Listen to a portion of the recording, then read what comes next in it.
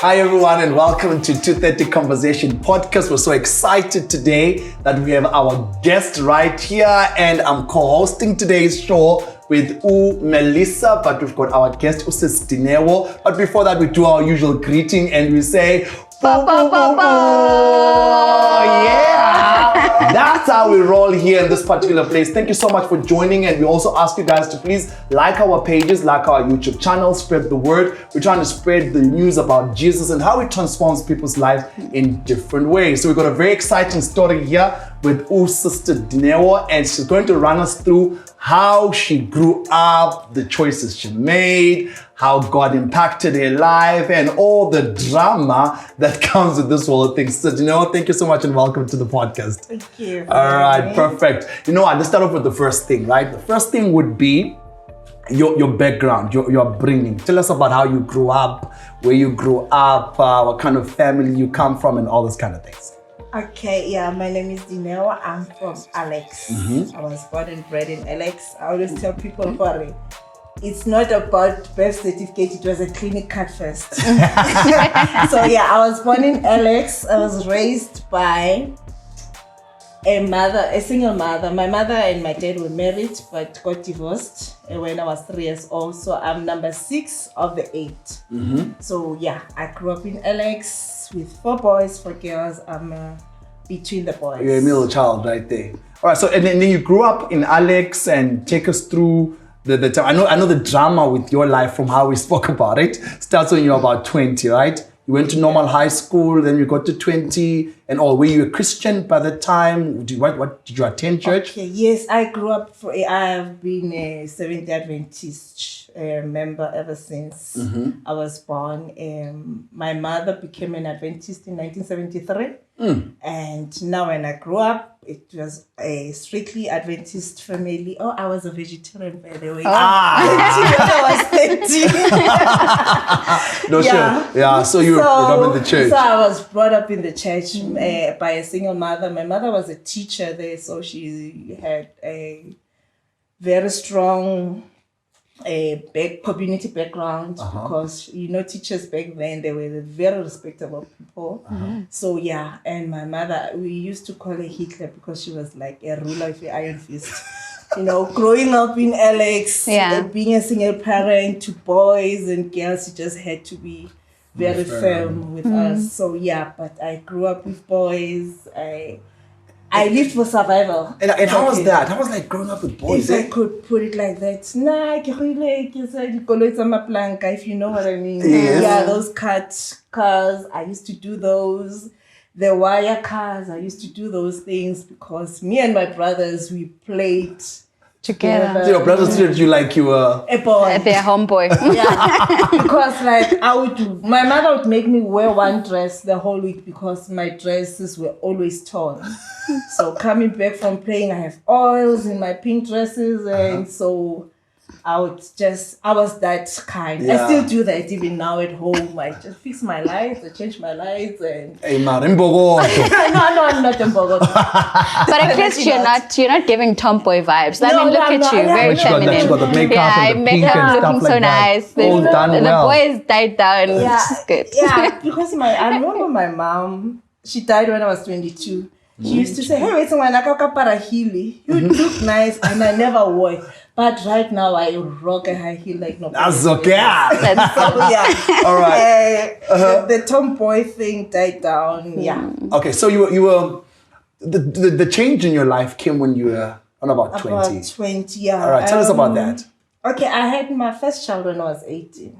Okay. I was doing my first year, and then I had my first child with my high school boyfriend, but we broke up just when I went to tertiary. We were still in high school. We were same age, but I completed my matric first. So we just grew apart. We didn't actually break up. And then I started working at 20, and then that's where the nice juicy part started. Yeah, girl, take us through the juicy. You want the juicy? Yeah, because I started working for a church organization. And when I was working in the church organization, there was this hot pastor. Like, By church organization, Yeah. SDA, Yeah. right? But to the church organization, Okay. and you met a hot pastor. Yeah, well, to have that many hot pastors That's what around. I'm trying to understand. Was this hot pastor in the I circles? Or didn't see him as a hot pastor, but everyone saw him as a hot pastor. And I was like, wow, then it means there's something. So whatever, when someone puts the attention on this, so you want to go and then I realized, oh, he is actually hot. And what did you do with the hotness? I wanted it for myself. Hey, son, you hear that? I wanted the hotness for myself. You must look for hotness and want it for yourself. All right. Yeah, so- And so you met this hot pastor. Well, pastors generally, find them as married men mostly. So was he a married man? Yeah, especially back then. Now most pastors are not married. The young pastors do they? But back then, when I started working, even if you were 20 years as a pastor, before they could ordain you to being a pastor, You had to be you married. had to get married. Yeah. So the pastor was married. He was actually way older. He was like 24 years older than me. Okay, let me do the maths. You're 20 Yeah. plus 24. That's 44. Okay. All right. Okay. He was So- my age. Yes, So I mean, at that age, you're already. Were you not, because your mom was strict, obviously. So I'm trying to understand where this element of seeing yourself with someone who's married came from. Yeah, good question actually. Because when I had a friend in high school, and when she dated a married guy, I was like on her case. But few years later, I'm the one who is doing exactly what The same thing. So never say never. Yeah, maybe like maybe it was like envious of her. I don't know, but you didn't know because now it's me now in that situation. And my mother was strict, so she never got to know about it.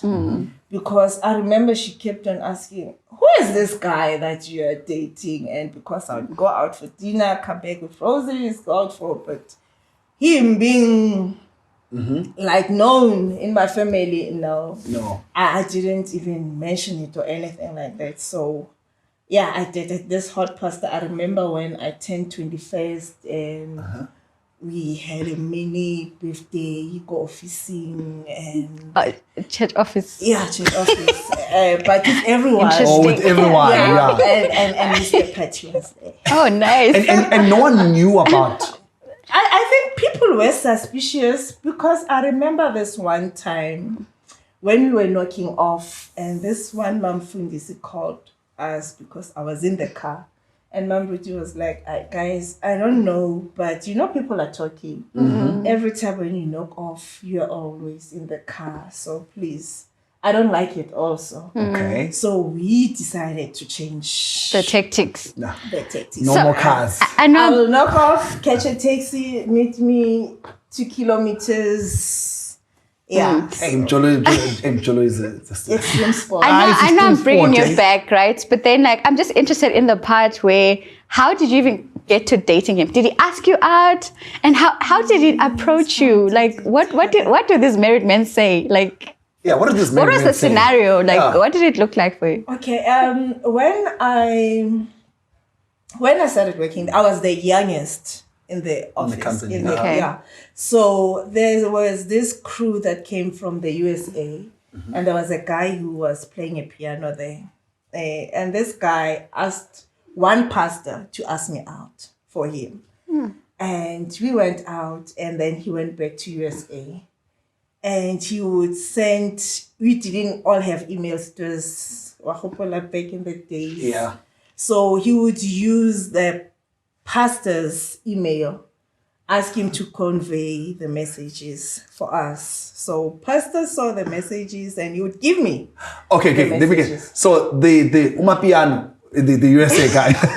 Yes. So he would send emails via the pastor that you eventually. dated. Yeah, Safethu, siyafunda lana ukuthi don't allow another man to speak on your behalf. Qhubeka Dineo. Okay, but a man was just passing the message. Yeah, so guy would send, and then pastor, this one time he went for a training children ministries. So me being more comfortable around guys, and I was sitting with him and the other two pastors. And for some reason, the guy who is in the US became the topic. And they discouraged me against him. You know, he can marry you and take you to the US, and then you end up being a hobo there. And, you know, so I was like, okay, then if that's the case, which means this guy is not for me. So because he was giving me lifts most of the time, then we started, like, I saw there's interest. He didn't really approach me directly. But he was like testing. And then I remember then the first time when he asked, he was like, are you looking for because he knew my background, that my mom and dad divorced when I was 3 years. So he asked me, are you looking for a father figure or you want a boyfriend? And subconsciously, when I think back, I knew he was more like a dad than a boyfriend. But my answer immediately was, no, I'm looking for a boyfriend. So boyfriend is enough. And, you know, so then... You know what's funny?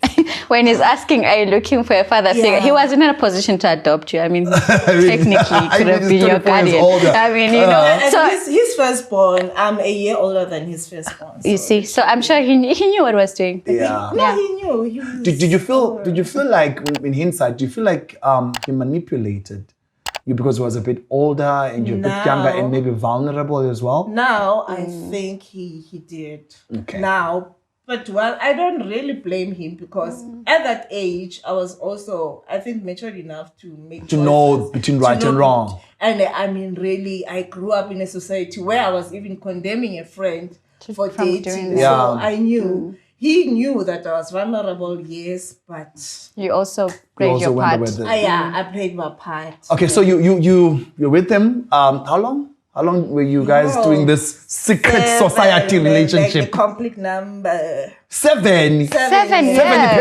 Wow. That's like... So that's all your 20s, basically. Yeah, basically that's all your 20s. Yeah, all my 20s, wow. Yes, because I even have a daughter with him. Hell. Yes, so she's doing her second year in teaching now. Wow. Oh, nice. Yeah, so I have my second child, I have with him the second year into the relationship. Wow. Okay, tell us about the dynamics of that. I mean, it's a married guy. It's a married pastor, and now you're pregnant. How did you... The office is seeing, because you can't hide the belly, right? Drama. Tell us about the drama. Dineo man, you're pregnant, and then... So what happened is, growing up I was very tiny. You guys have... You're very tiny. Very tiny. Yeah, like Ashley. Your size 26. Size 26. It was like 13 to 14 years with feet. So I was very tiny when I started working, going training, and you know, as you start earning your own salary, it's right. It becomes. So when I felt pregnant, it was the same year that my mom passed away. And we buried my mom 2 weeks later than I gave birth. When I was pregnant, throughout the pregnancy, my mother was sick. I was still studying. I was doing my final year when I was working. So when I was pregnant, people would just hint, you look pregnant. But you know, when you're skinny, you get away with a lot. A lot. Yeah. Until when my mother, after we buried my mom, a lot of people started noticing, Mama. And they would thought maybe I was 2 months or so. And then I was on study leave when we buried my mom. So after that, I had to go and give birth. And it was the issue then in the conference, Corey. She's pregnant. Who's the baby daddy? You can't be pregnant. And we don't see... No, you can't be pregnant. Also married. Yes, that's number one. For the church. Yeah. That's number one. So I went, and the church has the medical aid, its own medical aid. Right. And it was horrible. Like, you're using the church medical aid. I was like, but I'm paying for that medical aid. So I'll use the hospital that I want to use. So I went, I'm very stubborn, by the way. I can put it that way. If I want to get my way, you get your way. Especially when I know that this it's none of their business. So I went and I gave birth, and then I stayed for 6 months, maternity leave. And when I'm supposed to go back, while I was on maternity leave, then I was called for disciplinary hearing. Oh yeah, because you got pregnant out of wedlock, right? Yeah. So and you know, when you start working for the church, you get credentials Okay. as an officer. An officer for the church. For the church. So I had those, and so they tried using that against me, that you can't be pregnant while you are not married, and so they wanted to dismiss me. Okay. But some guy was like, you dismiss her, you'll be in trouble with CCMA because now it protects pregnant women. Yes. It's against the law. So I had to go, and then I was given 3 months suspension. Okay. And then during that suspension, one pastor came at my house and was like, oh, that suspension without pay. Oh, wow. Okay. Yeah, and well, they didn't know who was the baby daddy. So they kept on guessing. So this 7 years, Jade, was hush hush. Yeah, no, we've seen her with this person. Could be this person, but I didn't confirm anything. So it was their call to make. And when they asked, who's the baby daddy? Like, really? It's none of your business. Okay, yes. What I do outside the church is really none of your business. It's really none of anyone's business. So, yeah. And even the wife suspected. Wow. You knew the wife? So what was your dynamics? You're like, I'm going to be the second wife. Well, how did you play that out? What were you thinking? Like, how was your thought process? I never thought of being a second wife. It didn't cross my mind because guy said he's going to divorce the wife. So you're waiting for her to... Yeah, to divorce. But isn't that, Melissa, what all married men say? Yeah, well, they all say the same thing, like right? They all have the same storyline. No, we're sleeping in separate bedrooms. That's what the thing. We're sleeping in separate bedrooms. We've been together for months. Oh, I got married when I was too young. I didn't know what I wanted. With him, she was a rebound because the woman I was supposed to marry had. Yeah, yes, son. So you were sympathizing. You're like, I'm the love of his life. Clearly. But she said. No, okay. Okay, so now it's 3 months suspension. You're not earning anything. Yeah, everyone is speculating. Guy A, guy B, guy C. I remember when I was go. Should I mention the hospital name? No, you don't. Have to. When I was go Spetlele, that I think that there were 4 pastors who came because someone said, Dineo go Spetlele. Because then they didn't know that I was pregnant. Until someone said, no, Dineo go Spetlele, she's going to give birth. And when I saw them back, and I was like, what are they doing here? And I was like, I don't want any visitors, so they were not allowed access. So they were still speculating, or maybe one guy, maybe, but I didn't give them full information. I didn't give them anything. Information, especially when it comes to him. I'm also interested in how you broke the news to him and what he said. I mean, this guy's married, number one. This guy's a pastor. That's an exemplary position in the church. So you need to show by example, my one wife, whatever. You know, the whole things that come with being a pastor. Yeah. So you broke the news to him.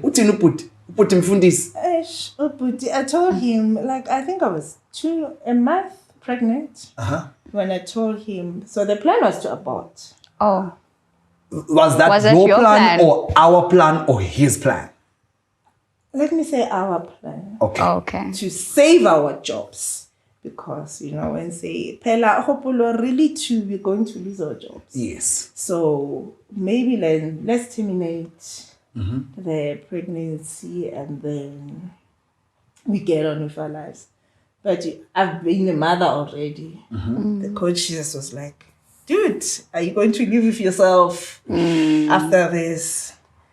But yeah, when you're busy debating, and I would realize, but immediately I start debating in my mind, then it's wrong. It's wrong, okay. So I will cross the bridge when I get there. So the idea of us aborting died down. Did it die down for him as well? For both of us. Okay. So you guys were willing to take the risk yes, now? because we would even go for the Checkup. Checkups the together. checkups together. Oh, just he was a present. Yeah, no, he still is. Oh, that's yes, good. he still That's is. good. Even this morning I sent him a happy Father's Day. We're not together. Oh. We haven't been together forever, but yeah, we talk. We are very civil with each other. So we would go. I remember one time when we went to our doctor's appointment to gynecologist Aaron, and as we were there, one Adventist lady walked in. And this Adventist lady knows you and him.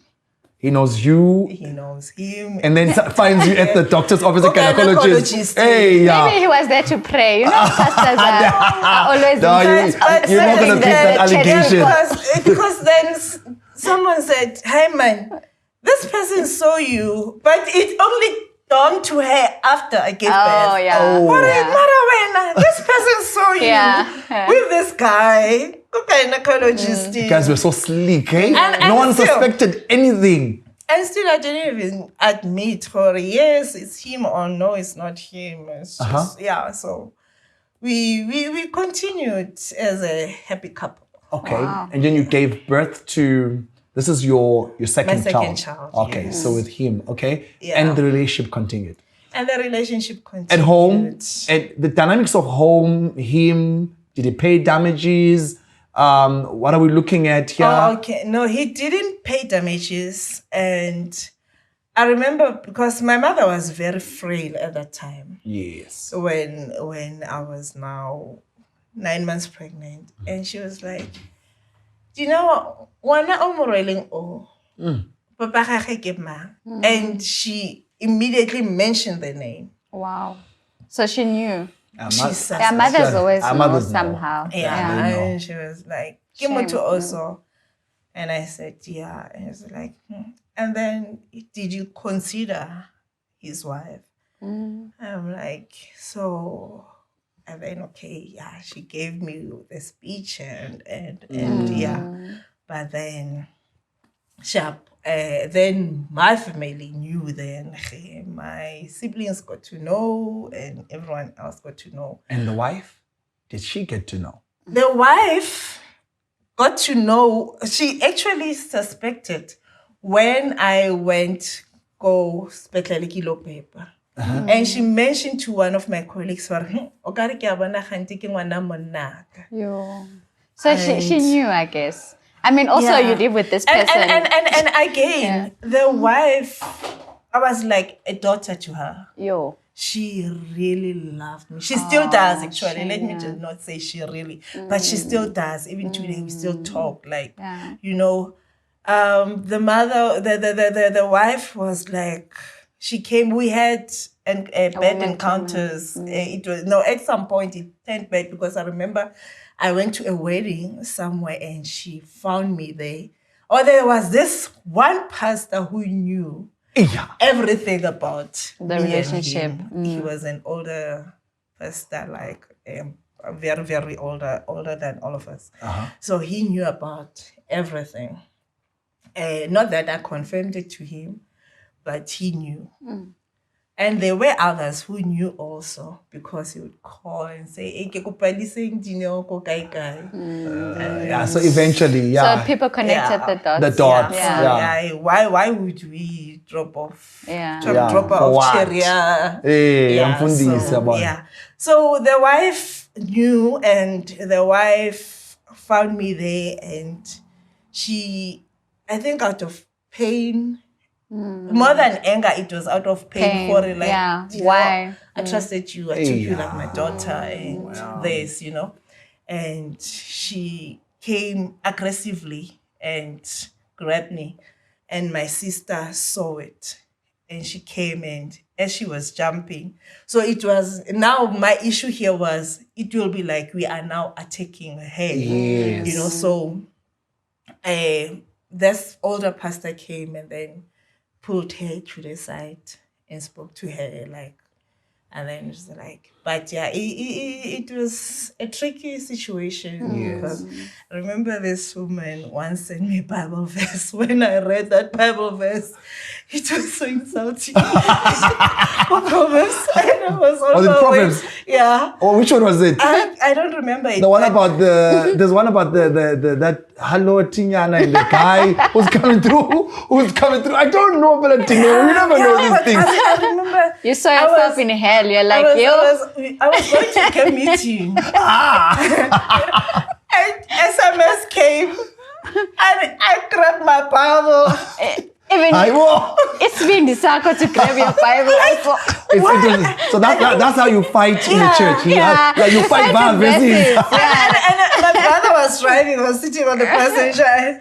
And immediately there was silence in the car. I was like, sure. And I went to that pastor when I got to the KBT. I was like, yo, meo unruhi.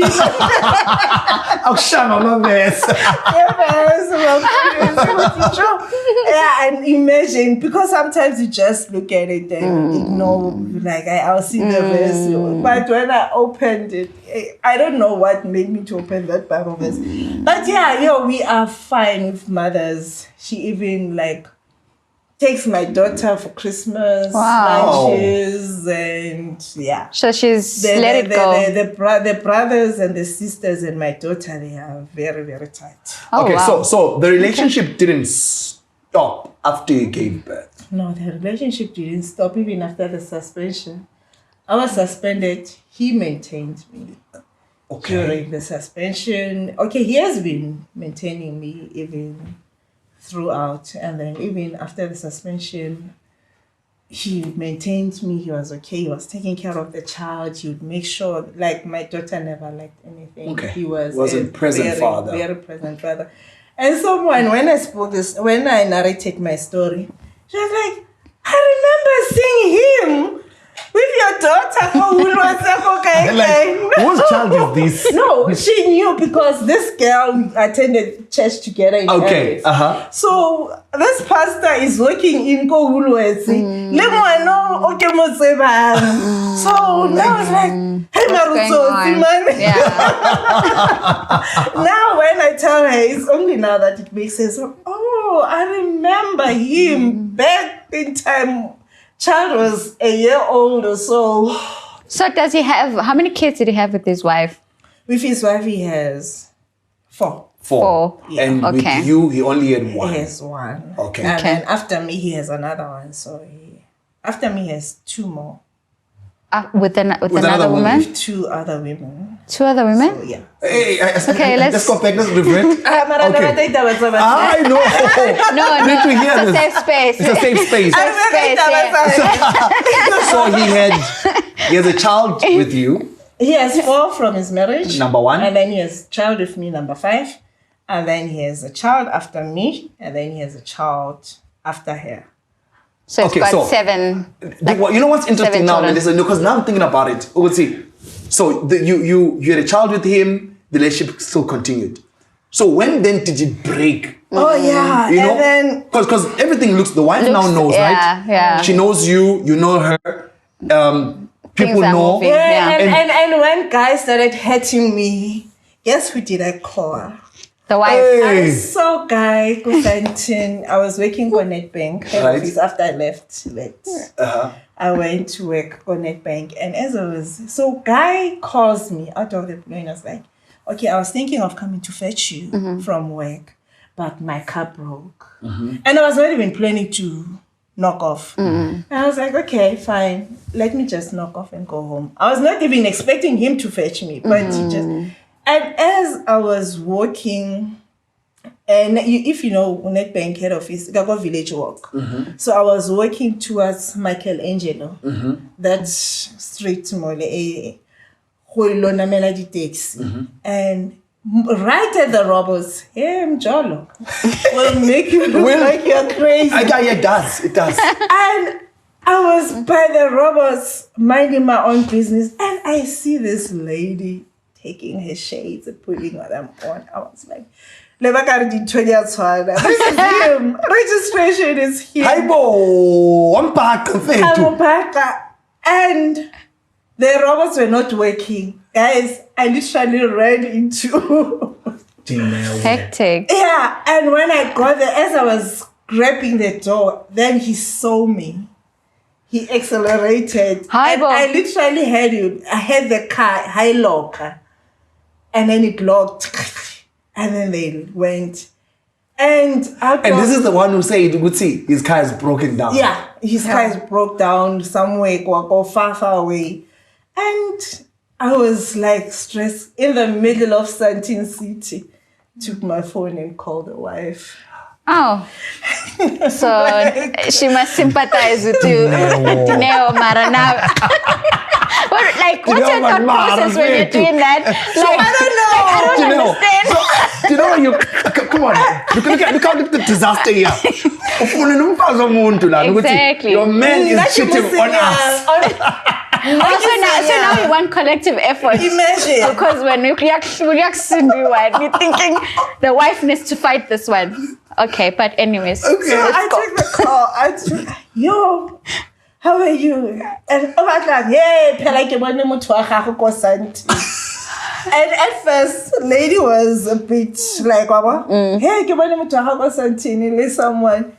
Hey, why didn't you take a picture? This time we must just take this guy. Officing and reporting. But I love this. You guys were like texting me. But at first, remember when I called her, she was like, and immediately when I said this, then she was like, okay, then maybe we should put an end to this, you know? And I was like, oh, we get a snap. So I lied. I said I saw him moiling because I didn't want to explain the drama that happened. When you tried to stop. Because even people looked at me like, yeah, is she crazy? Is she crazy or what? So how old were you around about this time? At that time, I was 23. Oh, shame you're still young. Yeah. I was 24. 24, 25. Yeah. I was 24, 25. And then the lady was like, no, man, we need to report this. And then it was like, how does the girl look? I'm like, no, I don't know. But yeah, I saw him. I'm like, okay. Did you recognize the girl later, or did you find out later on? Are there still girls in the same church? We're talking about people. Yes. Yeah, it's Well, like, let me they don't explain. fish up from the same pond. Let me explain something about yours, pastors. If there's any pastor here, I know that you're doing it. Bring it. Feel free. Okay, bring it, girl. Please, Feel we free. need to help others here. We can be sitting here and all of us would be girlfriends to the same guy. Remember, the pastors, especially in our church, they are the spotlight. Like, I understand already. Okay. I don't know now, but back then, the pastors... They were respected. Even the mothers would invite the pastor just to introduce him to the daughter, you know. So pastors are the power. The power and the attention and, you know, So we would be sitting here dating the same guy and no one will say anything to anyone. You guys would be all knowing? No, you didn't know. Yeah. You didn't know why? Because I get he's married. So you have to protect. Yeah. And they will blame you for dating a pastor, remember. But they also probably do the same thing.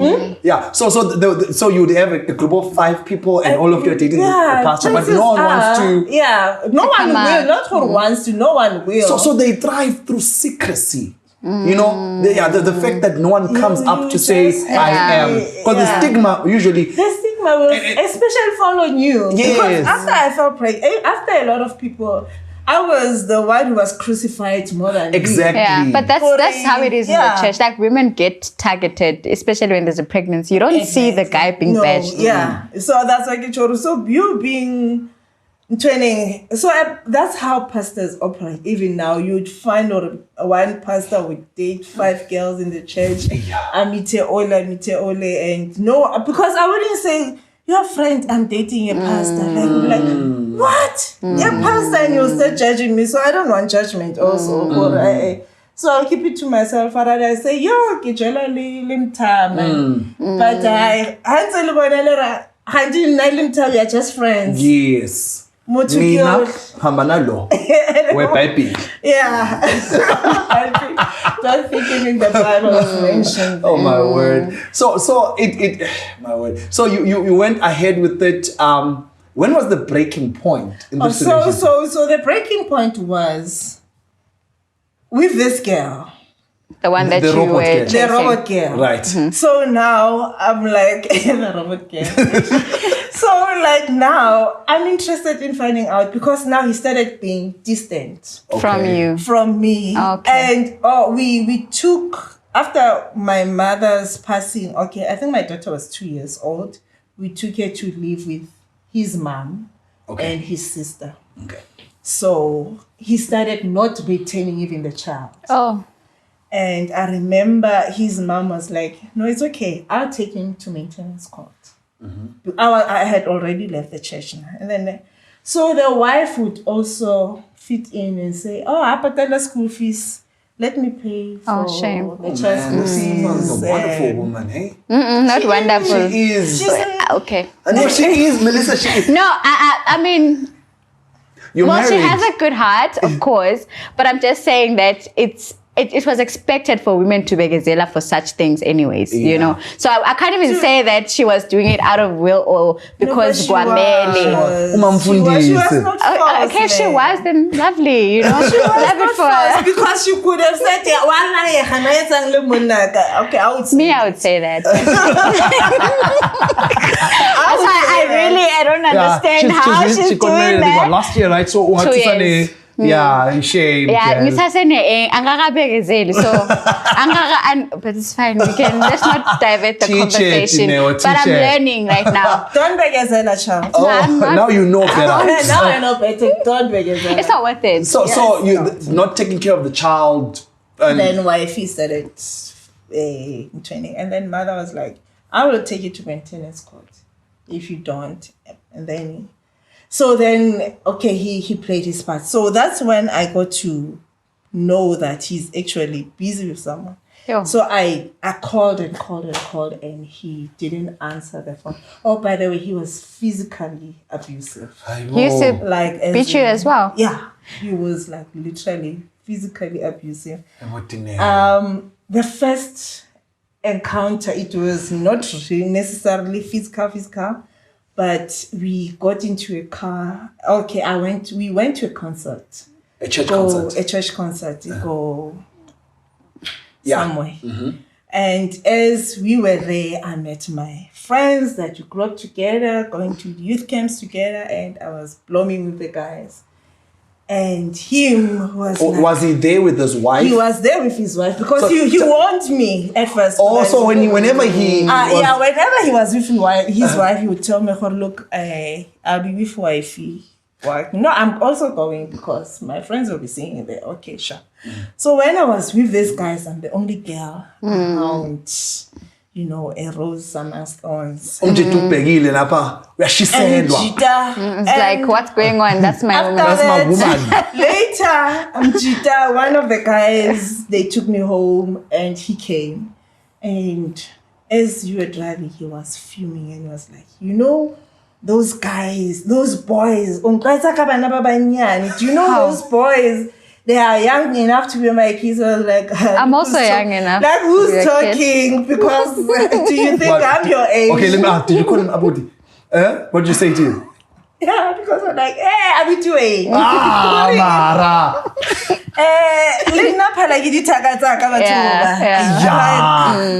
So which means Lena, I'm young enough to be. What are you saying? In a freeway, come on 9 at night. Just like, Yo. get out of my car. He Yo. opened the door and pushed me out of the car. Yo. And I walked. Yeah. So no. Freeway, like freeway. Yeah, come on, Linksfield. In South Africa. Yes, in South Africa. Drops you off. He dropped me No. off. Why are you putting it Okay, nice? fine. Sorry. He pushed me out of his car. Get out of my car. And So he stops the car, pushes you out. Like even the way he stopped, my yellow lady. Get out of Oh my my car. God. Hey, He too fun. drove off. He was driving a nice Beamer. Yeah. That's okay. You use that. Yeah, I pay my He taught me how to drive. At least you red learned flag. a skill from Yeah. him as well. So you walked Yeah, at he taught me night. to drive. Yeah, so I walked and he called. He was like, when he was calling, I didn't answer. And people were offering me leaves, but because I was so angry and fuming, so I walked home and I got home. I was so tired. Yo. The next day I was going home to You wish you had church. taken that leave. Once. And the next day I'm going to work. fine. And then the next day he comes with nice Ferrero Rocher. I saw them in someone's fridge right now. Oh. And some roses. He didn't say I'm sorry, but it was his way of saying sorry. Yeah, of saying sorry, because he would just bring roses and yeah. So that was his first training. His first like physically kind of encounter. And he became physical. I remember at one women ministries thing, the wife called my sister and said, this guy, because he's so violent. So you used to beat the wife as well? Apparently. The wife was not getting anything, man. He's cheating, he's being... And you see how many antidepressants exist. Oh my goodness. In the physical life. Shame, man. Not just Bomamruti in our church, but everywhere. Bomamruti Barona, they're going through a lot. And they have to keep quiet because they have to remember that's where their income comes from. So... Never mind that. So we were talking about me, right? So then the mom fundisi called my sister and asked her, because this guy is abusive, doesn't she abuse this poor child? Oh, shame, man. And my sister asked me, how sharp, because my sister would like how sharp, because saying 20 no. Like, in his defense. I have a scar somewhere. When I found out about Okel, robot girl. Yeah, the robot girl, then I went to his place. When I got to, because he was not even taking my calls or anything, I went to his place, and when I knocked, found the girl. I found him. Wife. But wasn't he staying with his wife? He was staying with his wife. He went to work. I knew that. Okay. She went to work. So. Okay. So at this point, wifey still knows you guys are together, but she doesn't want to see. Yeah. Okay. So I got there. Until the two older sons. Okay. Who were like, the other one, I'm a year older, the other one, I'm 2 years older than him. So they were in the bedroom. Guy opened and I was like, I've been calling you. And he was like, I didn't see missed call. So I took his one. I was like, you checked the missed call. So what do you mean? He started fighting. He locked me in the room. So this time I was like, because there was a time where he pointed a gun at me. A gun? He had a gun? Gangster umfundisi here. Umfundisi unesibhamu. Yeah. No, so he's physically and spiritually strong. He's got a gun. Yeah. Seriously. A gun for a what? Like a pastor with a gun. That's what I'm trying to understand. There was a time where we had a fight, and as we were fighting, he pulled out that gun, and I literally went under the car. I was like... So let's go back. I'm sure a conference lapha baba promise you don't elect me. So he even pulled me out underneath the car. Oh my God. So this time now we fought like it was physical. And the sons were there? They were in the other bedroom. But in the same house? In the same house. Because when we were fighting, like I told myself that Obana this time, he's not going to. So we were literally fighting. Now you're like, you've had it. Yeah. So, and the boys tries to break the door. And he told them that you dare break this door, you'll know me. Sure. So his kids were like, we fought. I remember there was a point where we were both tired. The other one was sitting there. You see, this thing of growing up with boys, this is a problem. You know, matches men on men with the man. That's what I'm also thinking. That's dangerous. In that moment, you're thinking, I'm going to beat this man. I was like, I'm not. But you must have been emotionally tired to even get there. So I the other one was sitting there, and the other one was sitting there. And we looked at each other, we started thinking. We went. So where was the gun at this point? I don't know. But there was no gun. And we went on. And where I was like, here I'm dying, it's when he pulled me. I was wearing jeans and he pulled me like this and he hit me. Like when it's called wrestling, when I go wrestling, he hit my head on the ground. Oh my God. And I literally hit a sliding door with my fist. And it broke. Like this thing is hard. But I literally, and I cut him, and I jumped over the fence. And as I was trying to run away, he's also bleeding. I'm bleeding. At least you made him bleed also. Props for that. I'm This very is proud. the power. No, because I mean, we are deserve a low. So we are both bleeding. And now as I was walking out, he comes with his car behind me. He was like, get into the car. I'm like, no, he's like, get into the car. And I got into the car. And then he was like, you're taking me to the police station. Like, what? Get out. You're taking me. I'm going to get you arrested. I'm tired of this abuse. I'm going to get you arrested. He's the one who says he's taking you. No, I'm the one okay, who all right, is yeah. telling him to take me to the... And I was like, no problem. I'm also getting you arrested. Because then like a Jobes, because I beat him somewhere here, and he was like... You know?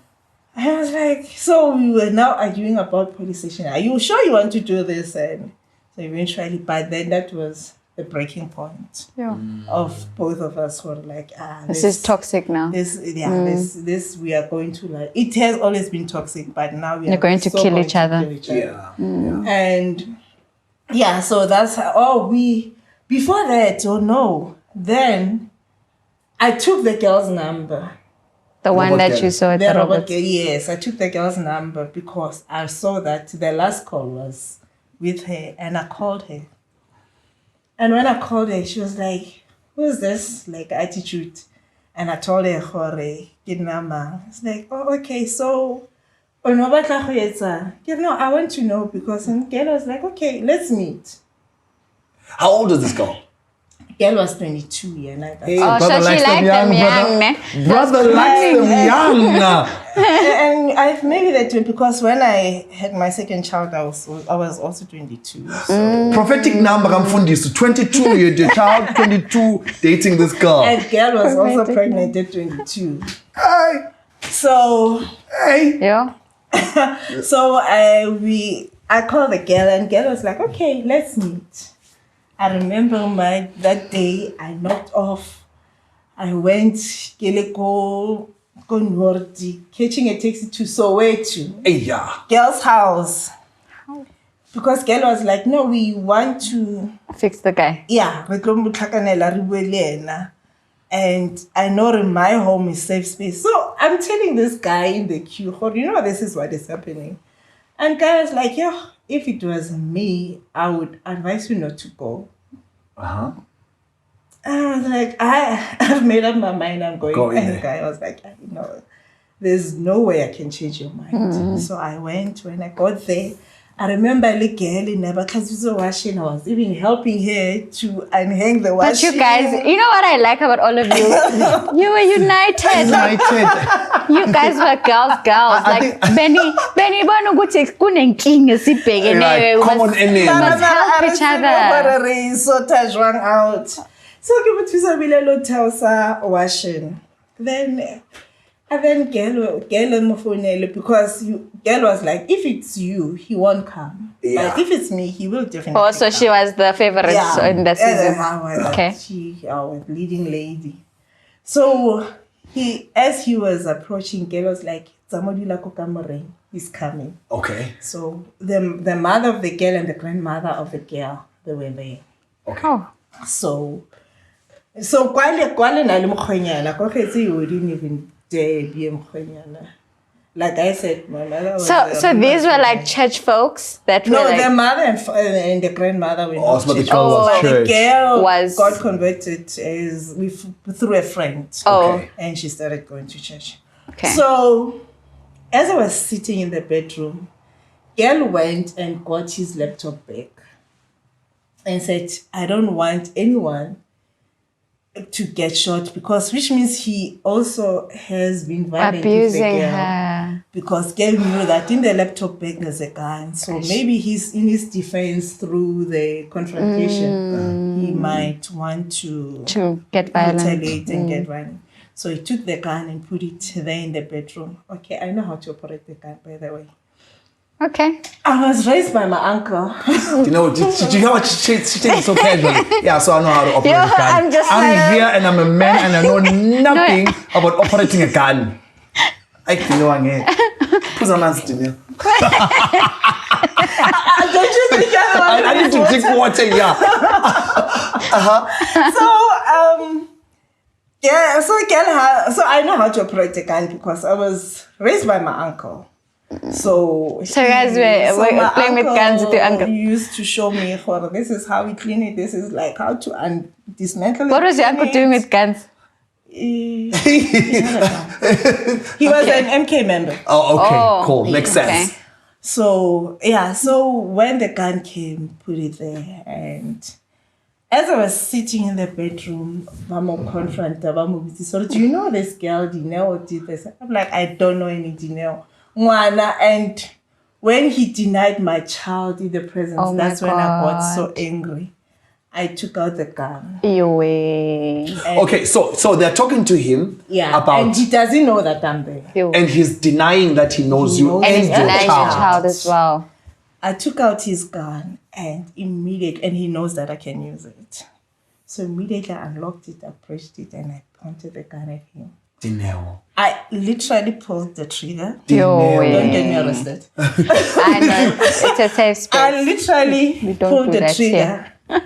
But the gun, for some reason, the bullet went. You see this part where you can actually see the bullet on the cartridge. Like it went out this way. It didn't go straight to him. So and as it went jammed, off. It didn't go off. Oh. It jammed. It just jammed. That was God, Shane. Yeah, Imagine, it was. it's a long story. You're going to kill him. I was.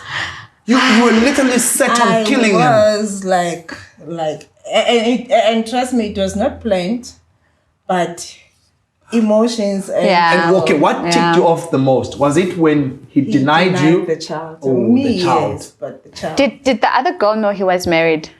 So you guys were just angry that you Ujola Nani, but you were respecting the wife in her throne. Respect, I don't think we respected her. So you were like, Alona is style. Yeah, went into their space. Went into her space, so I wouldn't call it respect. Okay. So and what did you do after that? And he was literally. So, but after that, him and the girl drove me home. After the so you know you deserve a Netflix special. I want a Netflix girl. Well, then they took me home, Uh-huh. and in the car she's the leading lady. She's sitting in front, I'm sitting at the back, and now they are arguing. Okay. In the car, and then they dropped me off, and then when I got home, I went straight to my younger sister's bedroom. Mm-hmm. And I told my younger sister what happened. And my younger sister cried. She's 3 years younger than me. And my younger sister cried, instead of me crying. Yeah. It was her. It was her who was crying for really, Dineo. And I told her, and I was like, I know. I don't know what to say.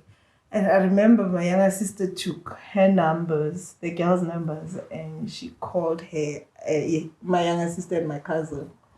They called the lady and they started. And the girl was like, but I thought we are on the same side. And your sister called me and she was insulting me and things. And my younger sister was like, I know, I wanted to understand. And she gave me attitude. Mm-hmm. So my younger sister, my younger sister, she has even this thick voice. If you think my younger sister is more rough. Yeah. So she called, and then my older sister, I didn't tell her at that time. Remember, my mother was already late. Yeah. So I have 4 sisters. We are 4 girls and 4 boys. 4 boys, yeah. So my other sister, my older sister was like, you know what? Let's go out for coffee. And then we went and fetched my older sister. She's married. She lives somewhere. Mm-hmm.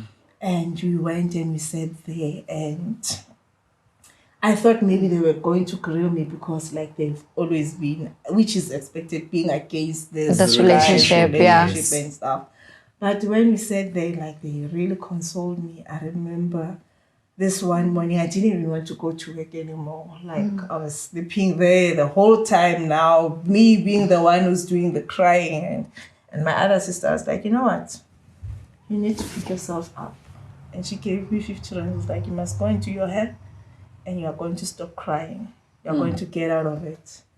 And that's when, like, I had some strength. Yeah, I had some strength, and my sisters really supported me. And you are not even going back to that relationship anymore. And we suspected at some point that this guy is abusing you, and you denied it when I asked you, and but yeah. So at that point, sorry to just interject you, were you mourning the relationship itself, or were you mourning the hopes and aspirations that you had about this guy? Now he's taking someone else. Clearly, there's no future. You're just one of them. Yeah, it was both. Because when you get into a relationship and expectations are created, even no matter how toxic it gets, you still want those expectations to be met. So I stayed in that relationship for those expectations to be met. So I was mourning that. I was also mourning the fact that he's with someone else. So he might leave that dream that we had with him. He will leave it with a girl. Jano. So so the pain was just mixed.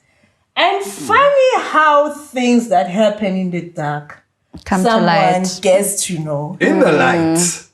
Yeah, because remember, it was his family and me. And it was only my family. But the next day I got calls from people, are you okay? Yeah. And I suddenly had visits from pastors asking me, so nothing stays. Nothing stays. And nobody came straight. No, we know that you're dating this person. So this person, but my question was, how did they know? And even then, I still protected his identity. I didn't want to say anything about him.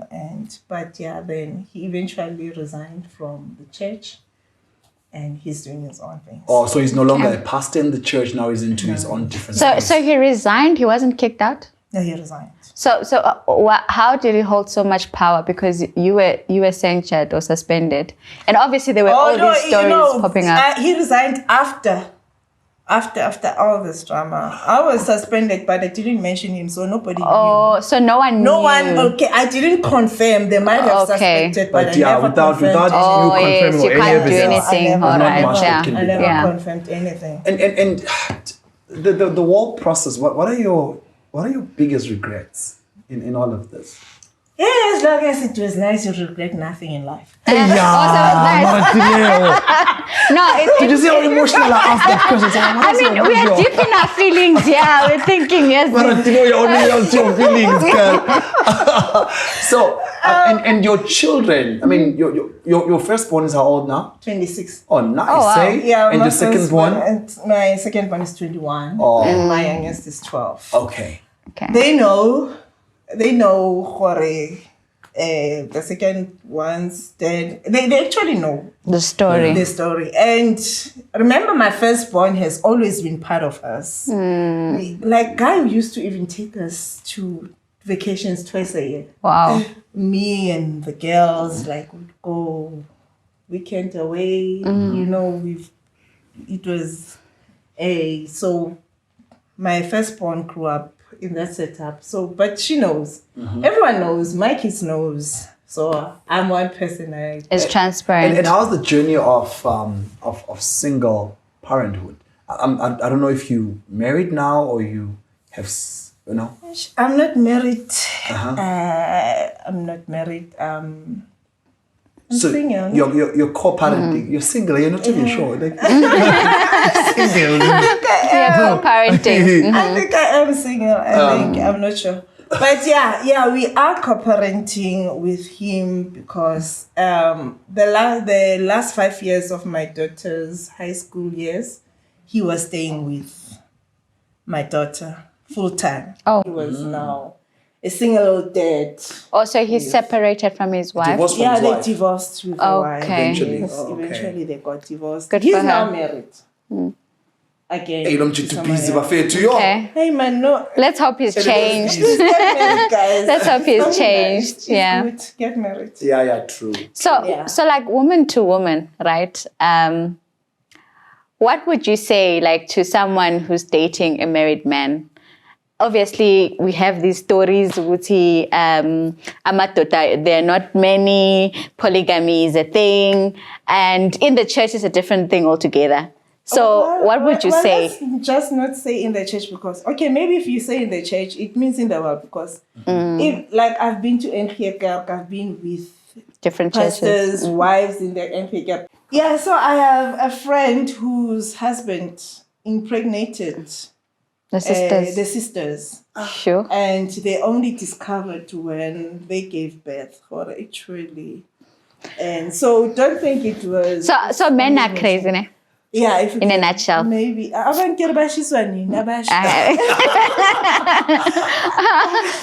then, like, is it all like doom and gloom? So, like, should we not get married because? No, guys. I mean, not believe marriage. Is because I mean, if women are also willing to date married men, yes, we were coming to that part. Yes. Like married, like maybe as girls, let's look at our background, where we come from. I grew up without a father, yeah. And my uncle stepped in when I was 15. He was my hero. He was my role model. And I can safely say, even now, I feel like I'm looking for someone who will take my uncle's space, as a husband. Sure. So you're trying to fill the void. Most girls, they want to date older men, not because they're looking for love. You can give me that, but I really need that masculine hug that I didn't get as a young girl. You understand? So it's mainly that, if I can put it that way, and which is why now I try. My last born's dad is not present at all.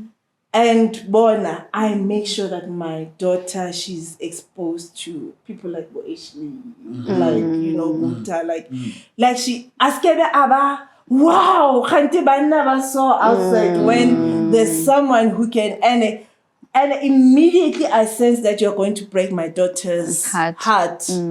At an early age, I cut you off. So do you fear your daughter going the same route? Yeah, because I'm suspecting this thing is generational. Because even my mom has a son with a married man. Oh my God. So that's why that has always been my prayer that, look, none of my kids should go through this. The same thing. My girls should get married. My girls should, So how do we break? Because clearly this is a generational curse, I mean, obviously breaking marriages cannot be a good thing. It comes with its curses because you're entering into something God ordained. So you're obviously bringing attacks to your own life and the next as well. thing I want a faithful man. Yeah, exactly. And which is why maybe even now, because I remember my daughter saying to me, "Hey, Mama, why also have a commitment?" So because now maybe I'm not bleeding, but maybe I still have this scar that reminds me of Horesh. Goja, you were once bent here, child. So what if remember that me? wife you were calling, telling her, "Hooray, you are going to be the wife now."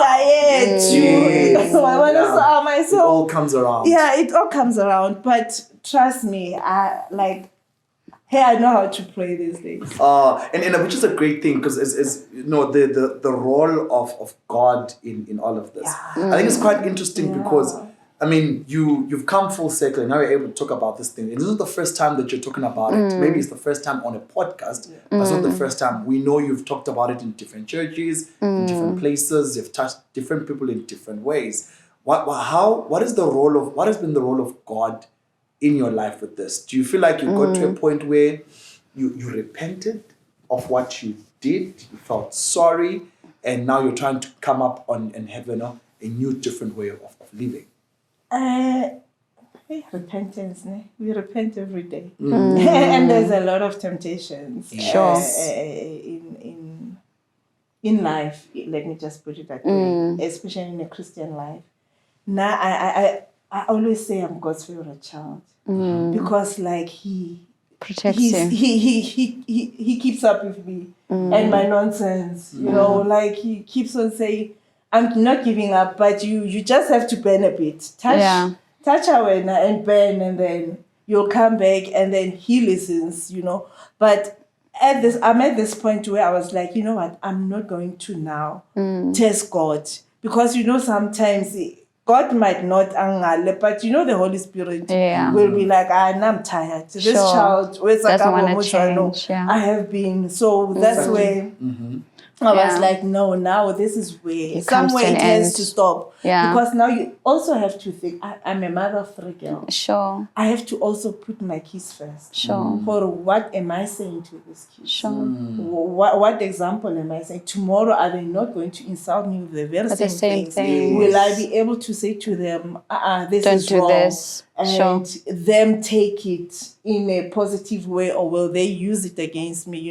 There are things that you now need to really sit and think, and prayerfully so, because I can even tell you now that don't do that. But if ever I don't intercede on your behalf, it won't work. It won't work.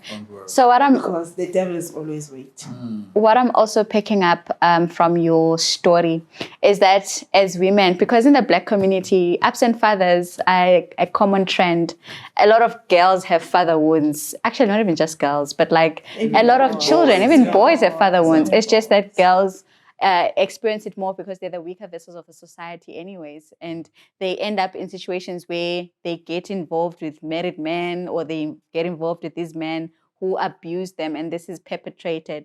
So I think there needs to be healing. So as a young lady, don't rush to that relationship before you consider therapy. Maybe what you need is to heal, so that you don't damage yourself further by trying to fill a void using this person who might damage you even further. You know what I mean? Because what I'm hearing from you is that you were looking at this man, he's a pastor, and I'm sure you believed him, and you saw him. He even taught me how to pray. I mean, you imagine, he's even teaching you how to minister the word of God, and you're seeing yourself fathered and nurtured, and you're thinking, this is my healing, this is my season to grow, only to discover that this person is going to use that vulnerability and use it for your destruction. So I think as women, women to women, maybe let us heal also.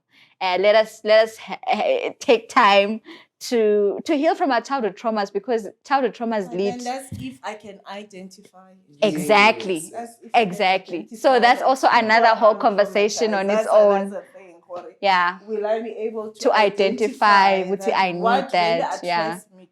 To older men. Yeah. But as a general trend in our conversations, we've had this coming up again. The absence of a male figure in a child's life, in a woman's life. And a word to Amachita out there, refer to, if anything, man, be present in your child's life.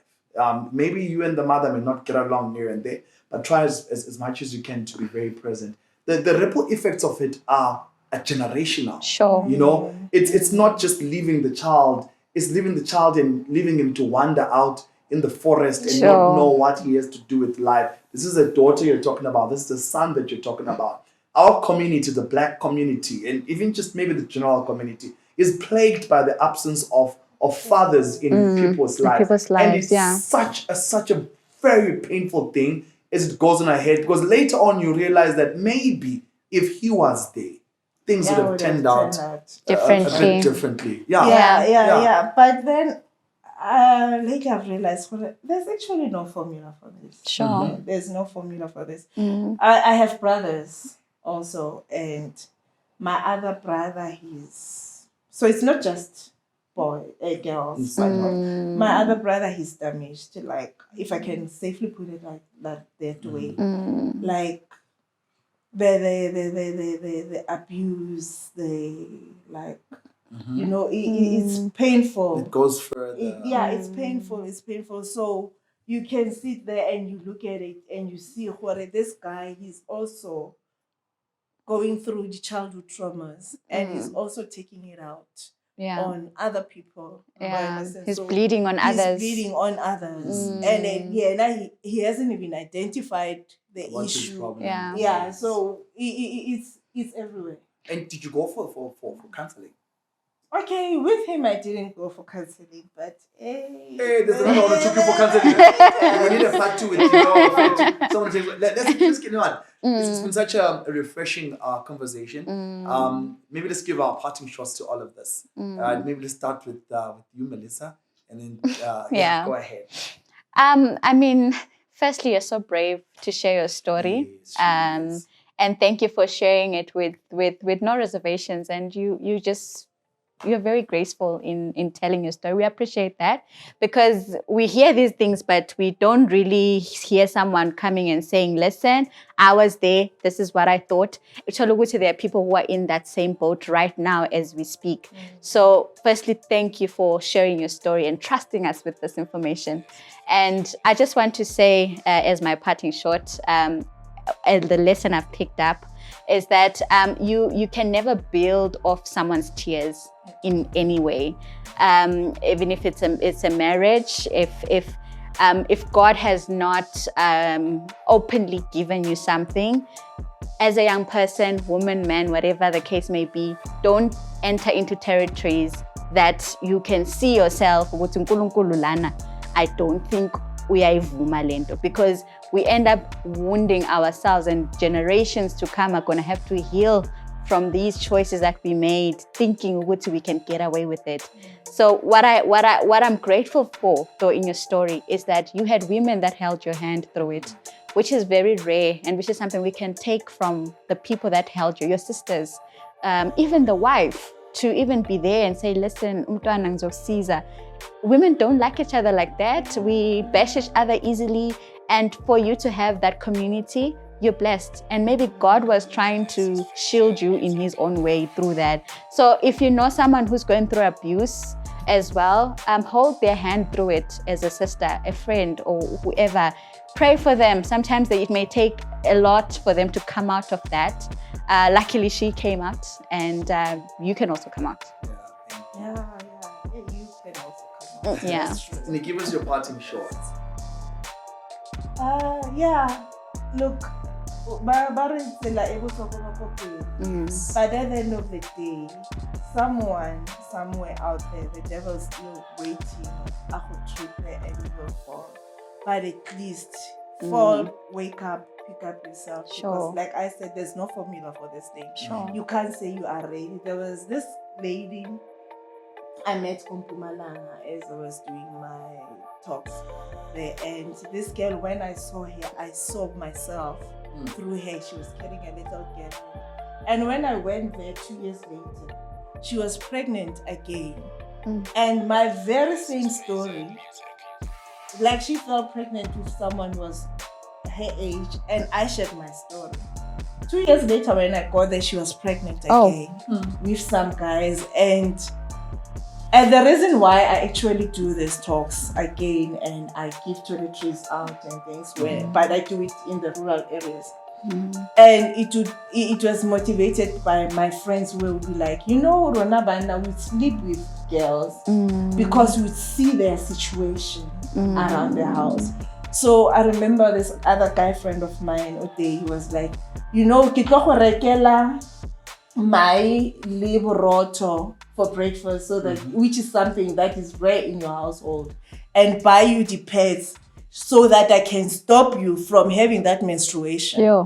You understand, Antuja? So you're adding more to that poverty. So we do things unplanned, but it happens. So let's learn from someone else's story. Yes. Look, these things do happen. Sure. You find yourself, go back to podcast time.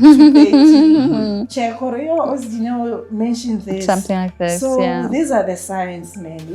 I know there's no formula, trust me. No, So thank you so much. Really appreciate that. We also appreciate everyone who watched today's podcast. You may have gone through a lot of emotions, just as like we did when we were listening to the story, maybe anger, judgment, pain, feeling sorry, and whatever the case could be.